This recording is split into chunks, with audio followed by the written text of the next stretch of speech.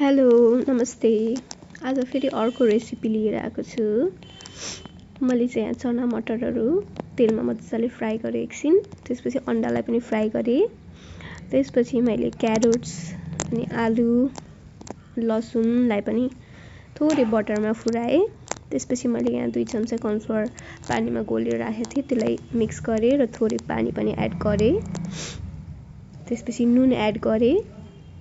त्यसपछि कालो मरिचको धुलो पनि एड गरेँ र अघि फ्राई गरेको चना मटरलाई पनि यसमा बोइल हुनलाई राखिदिएँ। त्यसपछि थोरै सोया सस राखेँ। त्यसपछि मैले अस्ति चिल्ली ओइल बनाएको थिएँ, त्यो पनि 1 चम्चा राखेँ। त्यसपछि यसलाई मजाले उम्लिन दिएँ। त्यसपछि मैले यहाँ नुडल्स पनि राखेँ। नुडल्सलाई चाहिँ हामीले यसरी बिस्तारै बिस्तारै ठेल्दै जानुपर्छ, भिडियोमा देखाए अनुसार। त्यस्तो गर्दाखेरि चाहिँ नुडल्सहरू टुक्रिँदैन।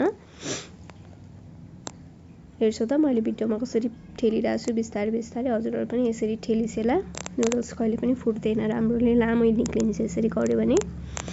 त्यसपछि यसलाई मजाले फैलाउने, उताबाट पनि ठेल्दै जाने, यताबाट पनि ठेल्दै जाने।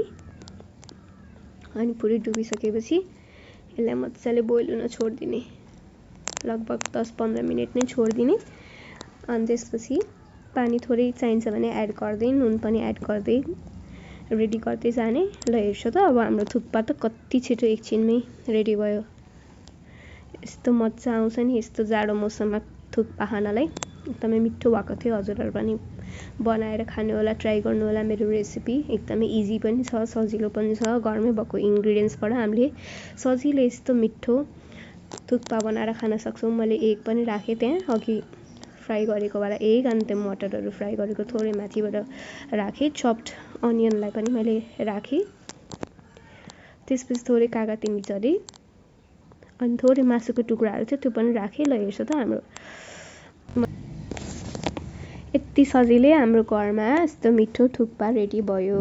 हजुरहरू पनि मजाले इन्जोय गर्नुहोला। Thank you so much for watching my videos. Keep supporting me. Thank you so much.